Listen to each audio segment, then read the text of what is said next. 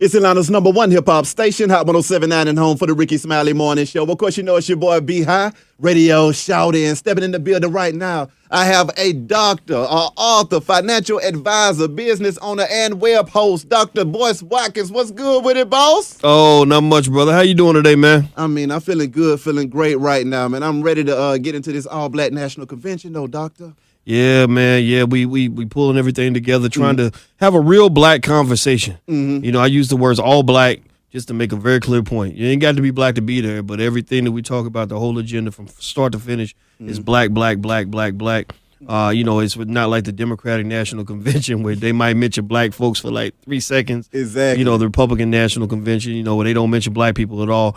I wanted something that clearly had the word black in it. That's right. And we use the word all to double, sort of make the double impact. And it's going really, really well, man. People are really excited. I mean, what topics are we touching in this convention? A lot of topics, everything from the struggles with the educational system, police brutality, the issue with intergenerational wealth. We're going to show the film Resurrecting Black Wall Street, have a conversation on what it takes to build a Black Wall Street in your family and in your community. We got wealth experts coming in from all over the world. We also have conversations on black men, sort of rebuilding the image of the black man in America. We're actually launching Black Men United, our advocacy group for black men.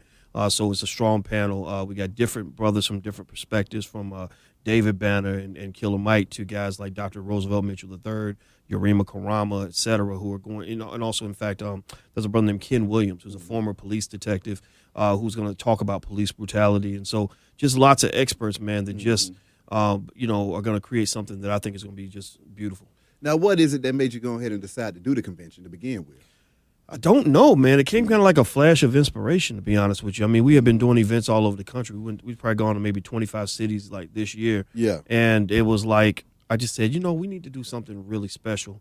And I just thought about it. Let's do a convention. Let's call it the All Black National Convention. And it was almost like you're sort of moving on faith, because a lot of times to do things at that scale, you have to have corporate sponsorship and just big money. And we didn't really have the resources. We had gotten kind of we wiped ourselves out in making these movies that we have been making, because we're trying to make, you know, create a film industry as well. But I just felt the spirit, man. And one thing I know about doing things that are bigger than yourself is that you're usually never going to feel ready, you know. And also what happens is you'll surprise yourself. You put the pressure on yourself.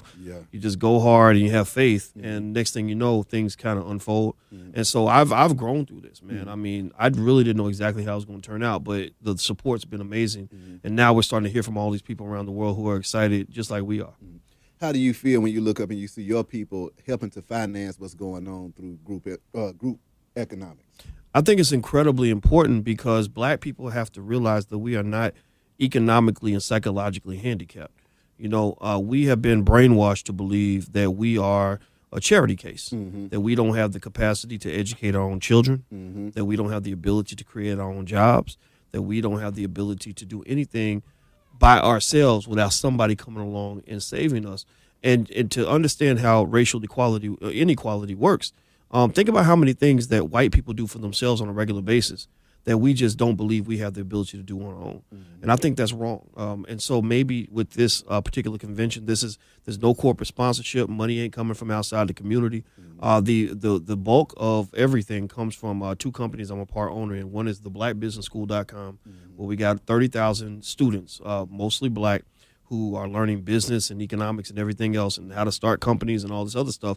And basically the revenue from that is what's being used to finance all of this. And then also greatblackspeakers.com, which is a company, my brother owns it, but I own a percentage of it. And it's the largest black-owned speakers bureau in the country. And from the very beginning, when I first began my career as a public scholar, when I left the corporate plantation at Syracuse University, one of the things I wanted to do was to say, okay, I know who my heroes are. My heroes were Cornel West, Michael Eric Dyson, Julianne Malveaux, Louis Farrakhan, at that point, Al Sharpton. We don't really talk to each other as much, the Jesse Jacksons, et cetera. And so I felt that the next step in our evolution as a community would be, and again, at that point, it was a pipe dream. I mean, wasn't nobody really checking for Boyce Watkins at that time at all. And I said, but the next step would be for us to develop these platforms and spaces for ideas to be shared, but to sort of have it structured in a more independent way, in a sovereign way, right? Because think about this. Most of the time throughout history, when a black person got out of line and said things that the majority of America didn't want to hear, first thing they do is they take your platform, to take away your money, maybe ruin your reputation, right? Why? Well, because that show you're on is owned by a network owned by somebody else. Those books you writing, the publishing company is owned by somebody else. That record deal you got, the record label, I mean, I could go on and on and on, right? You giving speeches over the speakers bureaus controlled by somebody else. So when you become kind of their least favorite Negro, they're gonna castrate you and throw you out the window and replace you with somebody else. So what we did was we tried to structure our organization. It was tough, but we structured it from the ground up to be protected against that kind of backlash. And what it does is it translates into a kind of freedom of speech that I think is pretty unique. I'm not really scared of anybody when I do what I do. I'm not scared to say nothing about anything. And I know I'm still going to have that 3, 4, 5 million people a week that we reach online. And it's a beautiful thing. Speaking of another beautiful thing, financial lovemaking 101. Yes. Break that down to me, because see, one thing that I've noticed with my brothers and sisters, if they come together in a union, okay, it's already hard enough to get us to come together in a union, okay? We get them together, but they come in and they say, I came with this, you came with that, and I don't want to hear nothing else. How do we get them to bring that together? You know what? It's funny. What you just said sparked a lot of thoughts, and I'll try to spit them out one by one so I don't sound crazy. But first thing is, there's two things we tend to think about a lot in adulthood. It's money and sex. Every day we think about one of those two things, or both of them, probably several times a day. People that say that they don't, they lying, right? And it's interesting that given that those are two things you think about the most in adulthood, it's ironic that these are the two things that most families never discuss in the household, right? You talk to your mom or your daddy about sex, the conversation is, well, just don't do it. I mean, that ain't gonna work.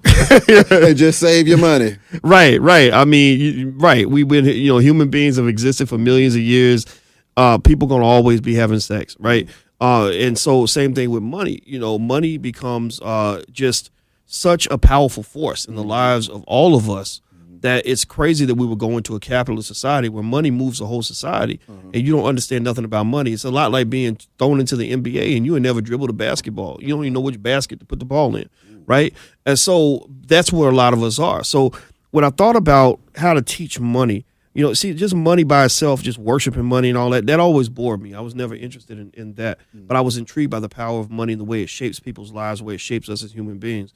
So as I would look for creative ways to talk about money, I realized that money can easily be linked to things that we understand from birth. Things like love and sex and relationships, right? You ain't got to teach nobody how to have sex. Yep. You know what I mean? They figure it out. You know what I mean? You ain't got to teach them how to fall in love. Yep. It just happens.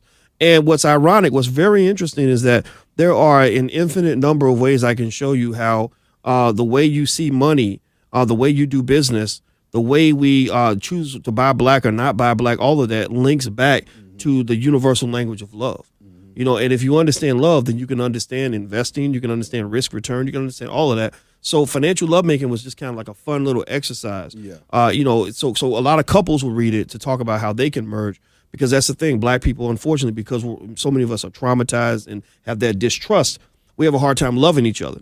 And the way a love relationship works is the same way an economy works.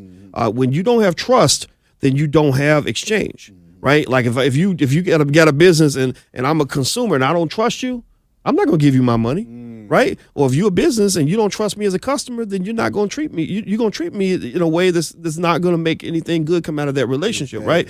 In fact, you have a lot of black business owners who say, I don't sell nothing to black people because black people, they always asking for the hookup. They ain't never got no money. They don't never pay on time, right? That lack of trust, right? Well, that same lack of trust that we have that keeps us from buying black is the same lack of trust that we have that keeps us from maintaining our marriages. It's the same lack of trust that causes so many of these young ladies, unfortunately, to have a baby and the daddy's gone before the baby even turns 1 month old. I mean, think about it. You know what I'm talking about? And I'm not dissing it. It's just real. We see it, right? Like what the hell has to be happening that y'all get together, make a baby, and the dad and the family split up before the baby even comes to this planet and rebreathes his first breath? One of the things I always say, the kids didn't ask to be here.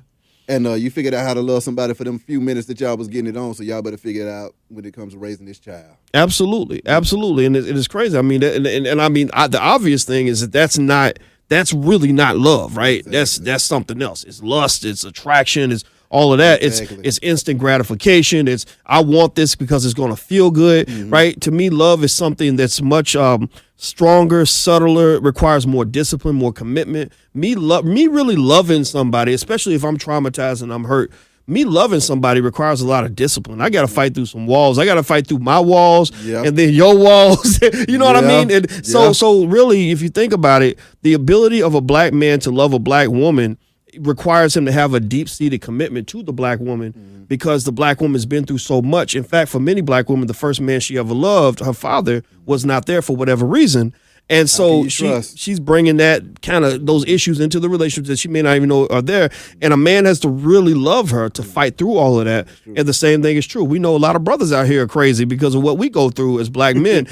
So black people loving each other requires a lot of work. So to me, that same love language must translate into an economic language. In order for a black consumer and a black business to love each other enough to want to support each other, you got to fight through some stuff. You're going to deal with some black businesses that might disappoint you. That's right. That might not have the service you want, that may not have the prices you want. But if you really love your community, you know what I mean? If you're not just sort of in it because you're looking for the cheapest price all the time, then you're going to stick with it. One black business lets you down, you go find another one. So it's all the same thing. Another question, how easy is it to really invest? Because a lot of times we all see lump sums of cash, but we just don't know where to put it. Okay, you don't trust the bank, you don't trust yourself. You just say, you know what, let me just put the money out of sight and out of mind, and I'll come back to it, and hopefully it's magically grown somehow.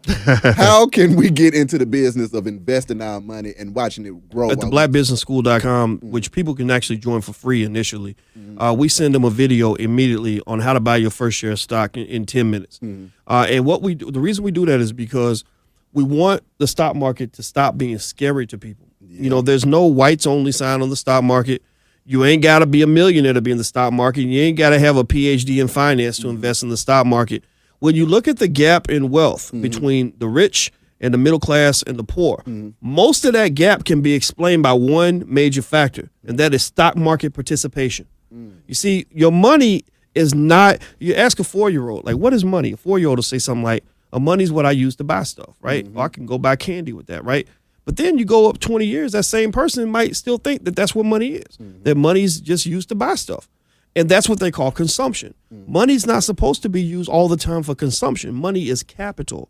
Capital is supposed to grow. Capital is supposed to make you more money. It's like if I got a bushel of apples and all I see is how good I'm going to eat in the next 10 minutes, I'm missing the point. The value's in the seeds, exactly. Right? And so long story short, when it comes to investing, first and foremost, I encourage people to just take the baby steps to start getting into the stock market.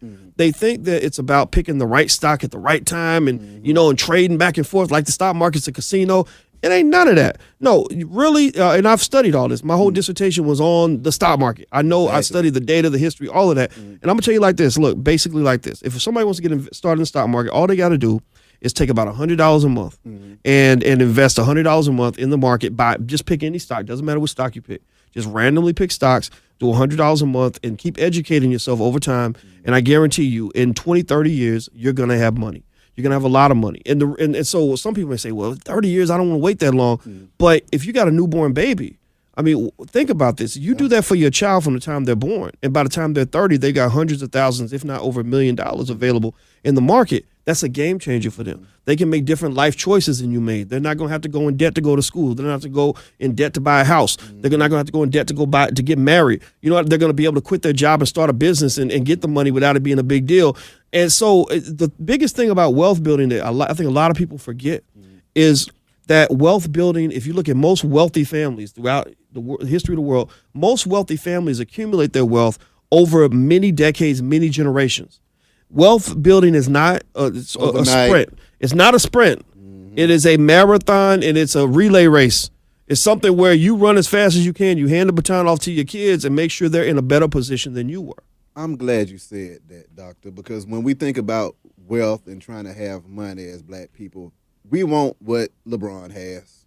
We want what Jay-Z and Beyonce has, because those are the images that we see in our faces on a daily basis. And we say, you know what, I need 100 million. I need $500 million. I need to be knocking on $1 billion myself. So let's talk realistically speaking.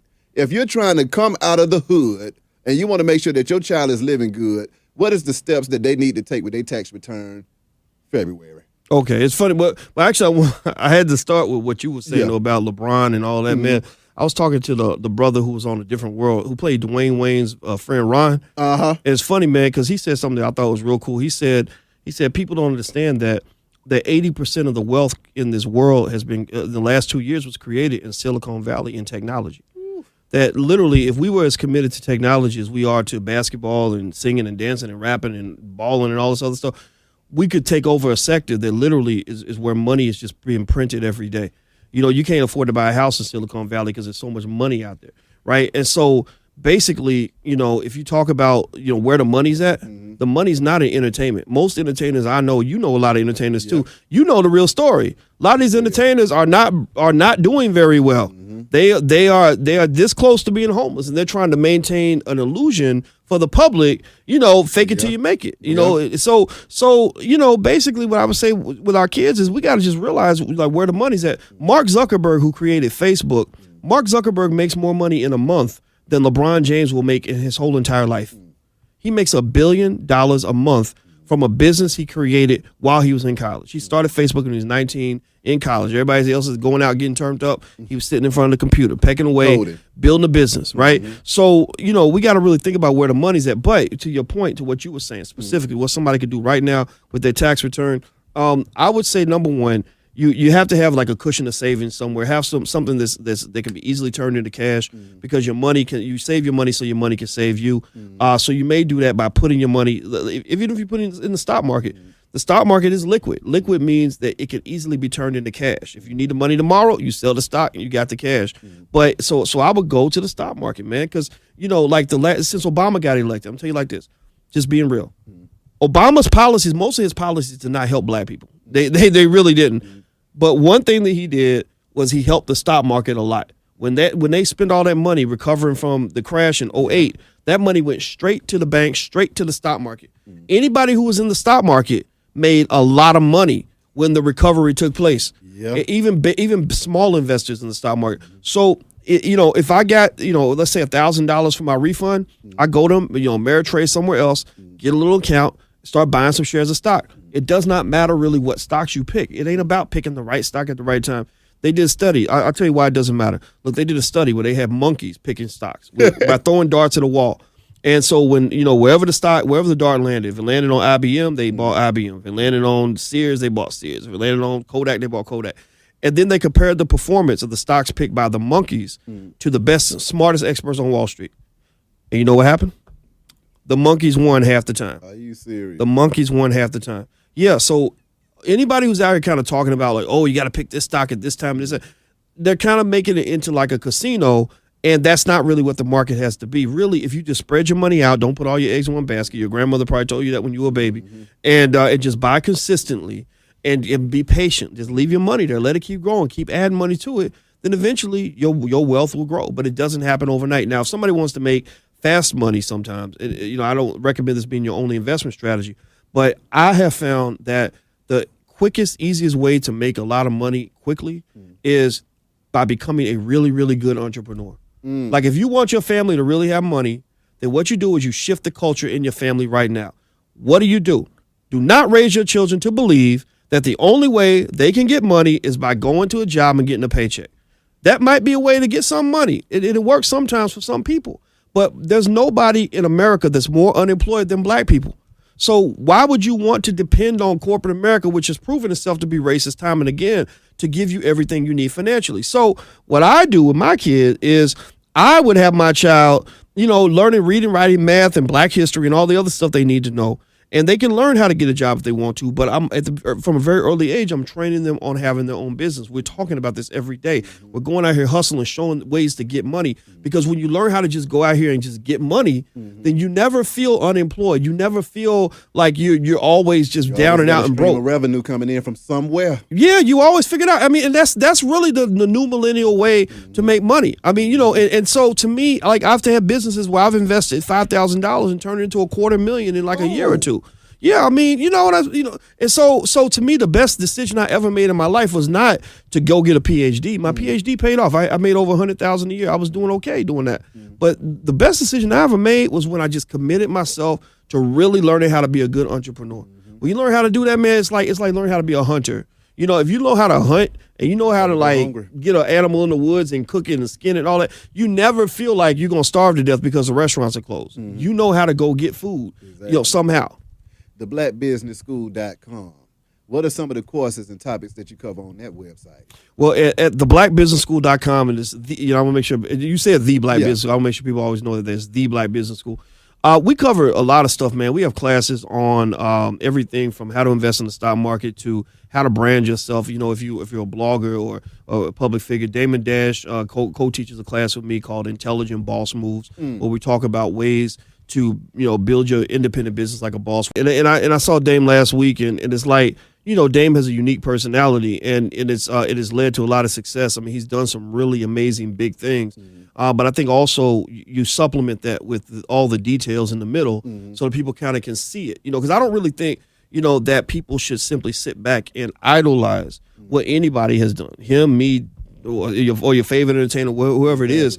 Sit and try to figure out what the game is, figure out how they did it, and figure out what your angle's going to be, And so what I love about the class I teach with Dame is that it sparked a fire in a lot of young people, especially young brothers or whatever, to help them realize that, you are meant to be a king.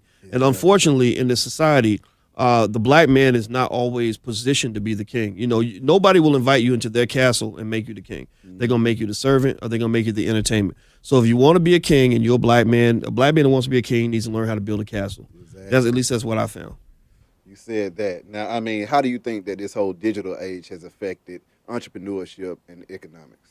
Oh, it's blew it out of the water. I mean, I'll tell you, if I'm sending my child to college right now, let's say that, my child, the most important thing my child's going to learn before they go to college and while they're in school is how to start a business. Because you got all these little white kids out there in Silicon Valley and everything else. They go to college and they start companies where the companies are worth $100 million by the time they graduate. Yeah. And it's like a basic idea, like, Snapchat, very basic, worth 14, 10, 12 billion or whatever it was. It's very basic things. And I think that there's nobody more creative than black people. We have really just flipped the world on its head, and everything we do, we always excel. So my argument would be that for the next generation, the game changer must be that in our culture, we must deeply infuse a commitment to understanding technology at the highest levels and understanding entrepreneurship at the highest levels. And I think that what's going to happen is you're just going to see us just do some amazing things because the internet really has opened the door, the democratization of media. Now we can talk to each other without a filter. Yeah. So you see the best forms of hip hop now rising back to the surface. Exactly. You're seeing, people able to speak to the public that should have been allowed to speak, but have maybe been blackballed, like say Minister Farrakhan. And I just see it as like just a beautiful brand new day. And I know it saved my life, saved my whole career, saved my whole teaching career. Because I wanted to teach, but unfortunately, when you talk all this heavy black stuff, you get blackballed. Even some HBCUs wouldn't hire me. A lot of HBCUs. Because the secret that people don't know is that a lot of the certain departments don't even have any African American teachers. So you got some Chinese department head who's looking at you like, okay, you're a troublemaker. I don't really want you here. So HBCUs wouldn't even hire me. So what I did was I was like, well, I'm gonna create my own HBCU, and it was beautiful. We have 30,000 students, and I mean, as far as like income wise, I mean, there's no way. I think we grossed over $1 million last year. So it works better than a teaching job any day of the week. Let's talk about growth from start to where you are now, because see, I know you didn't start with 30,000 students. Yeah. So how was it when you jumped out there with this idea and this bold idea on top of that? Because I mean, this digital age is going crazy now, but it still wasn't booming, and it still really hasn't even reached its peak. But when you started this, like I said earlier, it was the Wild Wild West. Yeah, and it still is. Mm-hmm. It still is. But, I'll say when I first started doing a lot of this, it was like maybe 04, 05. Mm-hmm. The first thing I did was, because back then, for example, it wasn't cool to self-publish your own books. Mm-hmm. I self-published my book. It was everything you ever want to know about college, and I did it very badly. I did a lot of things very badly in the beginning. You know what I mean? I use, as far as like my funding source, didn't nobody give me money or a big break or nothing like that. I used money from my paycheck, and I would just, I build websites, do all this, that, and the other. I didn't know how to make money. I would go, I wanted to give speeches. Nobody would pay me to speak, so I would pay money to get a chance to speak. I would pay money to get a chance to write articles. And what made the difference was, a willingness to invest in myself. I went to AOL Black Voices and I asked them, I said, well, can I write for you? Because at that time they were the #1 black news website online in the country. And they said, well, we don't know if we can afford to pay you, because I had a PhD and this, that, and the other. I said, look, I'll make it easy. I'll work for free. And they thought I was just going to throw them an article once every week or two. No, I was writing 8 articles a day. Because in my mind, I'm thinking, again, like a business professor, wait a minute, this is the biggest black platform in the country, so I'm reaching all these people for free? Shit, I'll do this all day. Exactly. So during that time, that's when I built my first following. I built my first little mailing list, maybe 20,000 emails, whatever. And then I had my own little distribution network. Because that's the thing. When I came into media, I came into because I had a lot of media students at Syracuse, which has a pretty good media school. They would come to me and want to know, because they would start seeing me on CNN and whatnot, and they want to know how I did it. And the reason I was able to kind of get ahead of that curve was I thought about the business of media. In my mind, fame is it's a corporate product. It's manufactured and the people that got the power, the ones who control the money and the distribution channels, not the people who actually are on the stage, as those who build the stage and control the stage. They have the power, right? So I was like, well, I don't want to know how to be on the stage. I want to learn how to control the stage, right? Exactly. So basically, I went into it. I started thinking about distribution. Okay, so I could build me a mailing list. I could reach a lot of black people with 20,000, 30,000 at a time. Now we're up to 500,000, right? And then social media pops off. And I'm like, okay, how do you master this and figure out, okay, degrees of separation. Okay, if I reach, say, 50,000 intelligent black people and they all reach, say, 100 apiece, then that's a pretty big number. You see what I'm saying? That's 5 million, right? So I started thinking about it like that. And so what we did was I realized that you can actually build a distribution channel, a distribution network through social media, through email, through Twitter, through Facebook, through all of that, right? So long story short, that's how we built our network, man. And so to me, I was always a teacher. I was a businessman and a teacher. As a teacher, I thought of the internet as a giant classroom. You see what I'm saying? So when I get on my YouTube channel and we got I think we get about 3 million views a month, something like that on it now. Every day I go in there, I'm like, this is my classroom, man. And I love it because I always felt that the things that I was learning, my people needed this information. And what got me ahead of other scholars is that they were still thinking that it was 1995. They're still overcommitted to a system that has proven to be racist, dead, and antiquated. Exactly.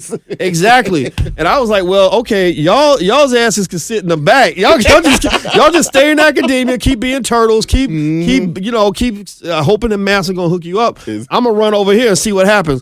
And it was beautiful because honestly, I didn't have any competition. I'm not the only smart scholar out here, but I was like, if I can't outsmart you, I'm gonna try to out hustle you. And then lo and behold, over time, it just kind of built up.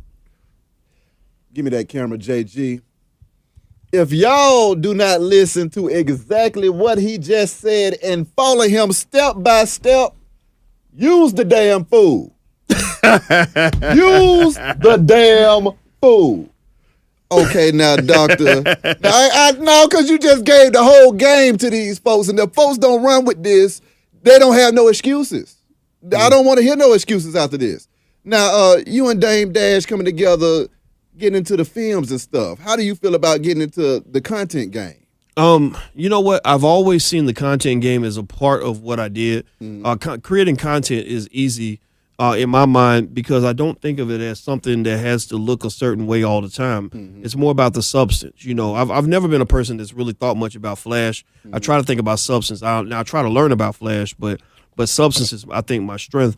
And so ultimately, to me, content is it could be a tweet, it could be a Facebook post, it could be a short video, and so what I realized was, like, in Hollywood, they overspend on everything. They'll spend $100,000 shooting a 3-minute scene in a movie, crazy stuff like that, stuff that don't make any sense.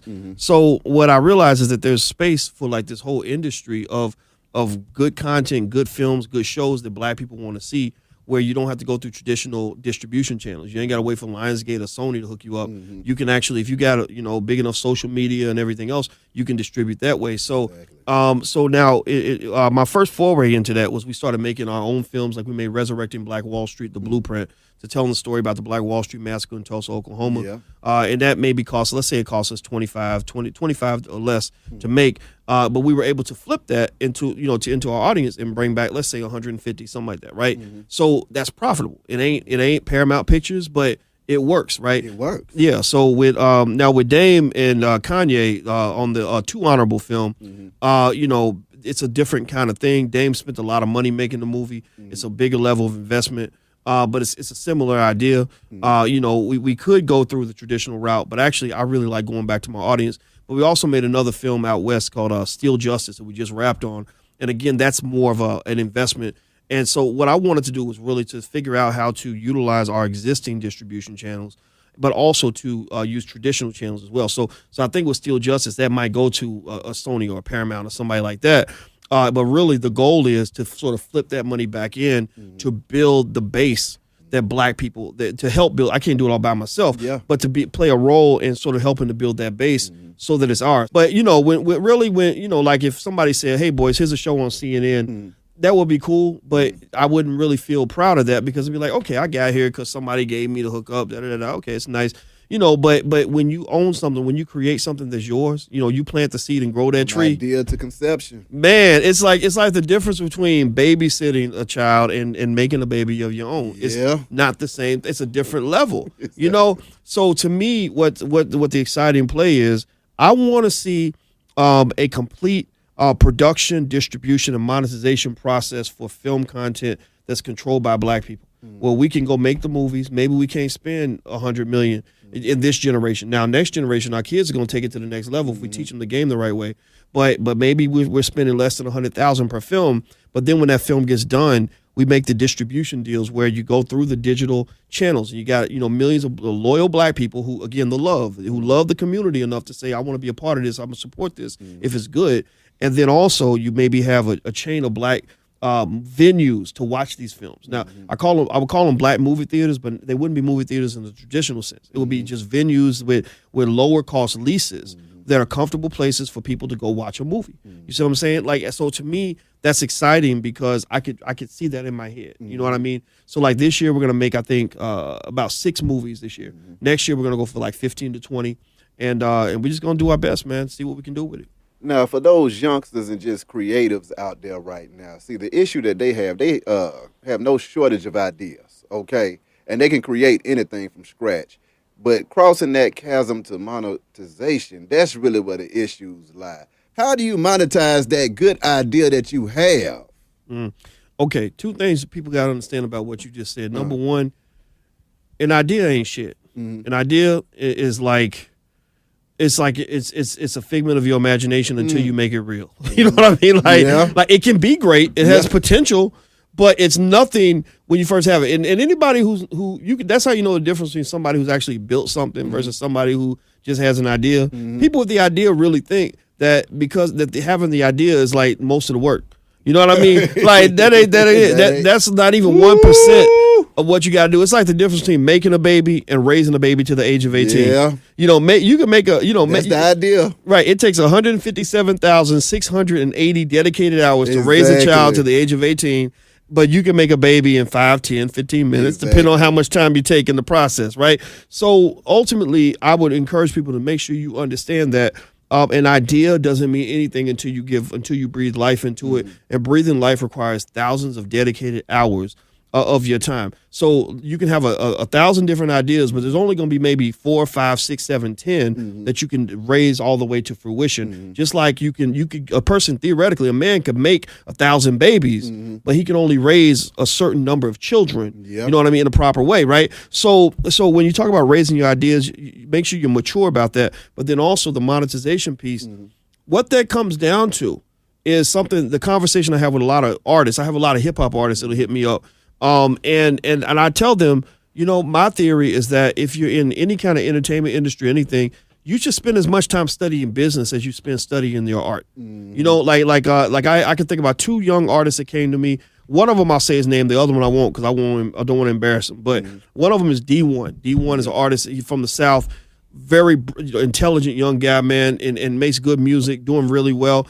When we have conversations, we don't talk. I mean, he's in the studio. He's making music like everybody else, but he wants to know business. We're talking business. We're talking about distribution, you know, monetization, ticket sales, marketing, all of that. The other guy makes just as much music as D1, but he don't want to do the business part. I'd be like, hey, well, check out maybe you could check out some of the stuff. Here's some stuff that from that me and Dame were talking about, how he built Jay-Z up when nobody was checking for Jay-Z. And he's not interested in that. He's interested in the flashy part, being on stage, holding his nuts and all that. And it's like, okay, I mean, you're not learning the whole complete process. So you're going to always kind of be beholden to people who understand how this whole machine works. This is a business. And if you don't understand business and you go into this industry, you're probably going to be exploited or neglected or very frustrated. Things will happen that you'll never really understand. Like you'll see a lot of artists that don't understand, like, well, my music's good, why won't they release it? Or I'm really talented, why can't I get a deal? And it's all about knowing how the business is set up. What are some key factors in the business that everybody needs to focus on when they're thinking about cranking up their business? Well, I would say that, that the power, first of all, the power typically is held by the person that can get the money, right? And so, if you have some ability to get access to capital on some level, that gives you strength. Also, there's ways to build a brand or to build a distribution channel to build the business, by scaling down based on what you got, right? So when I start a new business, I don't go out and drop $80,000 trying to make it go. I might put $200 or $500 and just see if I even have a market. I test the market out. You see what I mean? And then if it works. If it works the same way you could take $1 million and turn it into $2 million, you should be able to take $10 and turn it into $20, right? Yeah. And that's what tells you if you got something, right? And so I would say that, just kind of seeing everything, seeing all of entertainment as production, distribution, monetization really goes a long way. What's production? Production is just the creation of whatever you're going to make, your album, your film, whatever. The distribution is getting it in front of people. How do you get it out there, right? In front of eyeballs.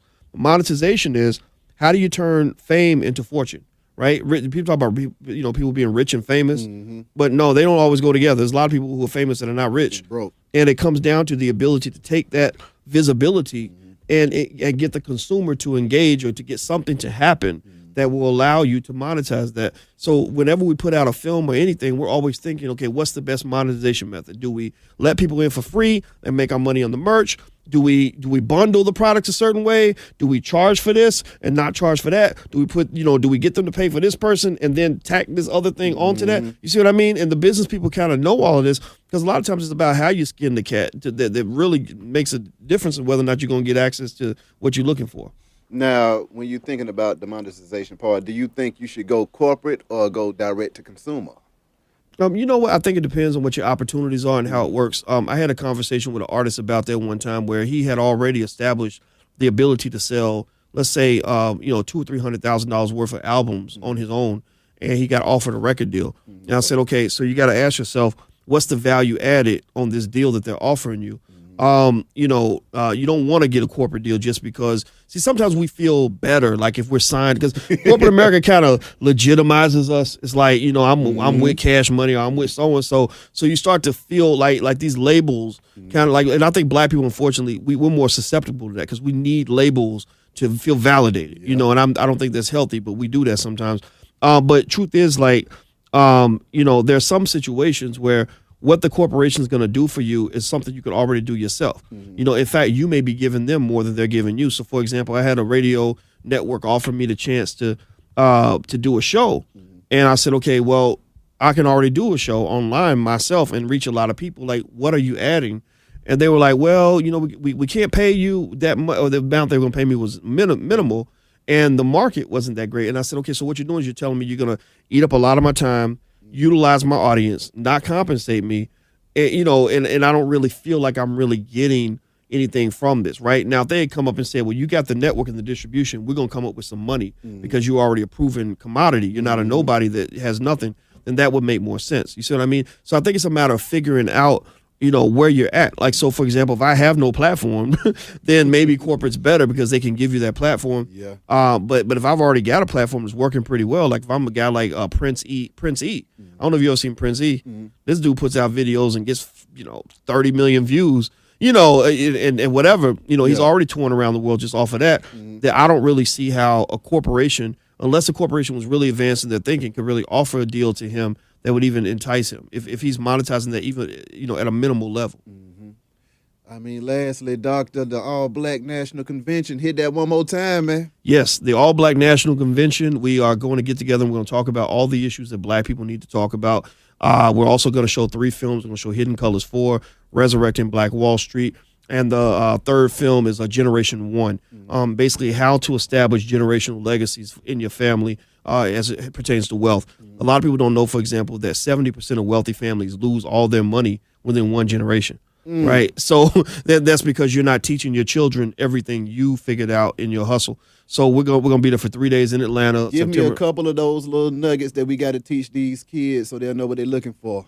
A couple of things that kids need to learn in order to make sure they can build wealth and take care of the wealth they're given. Number one, knowledge. Every Black child in America should learn the fundamentals of entrepreneurship at a very early age.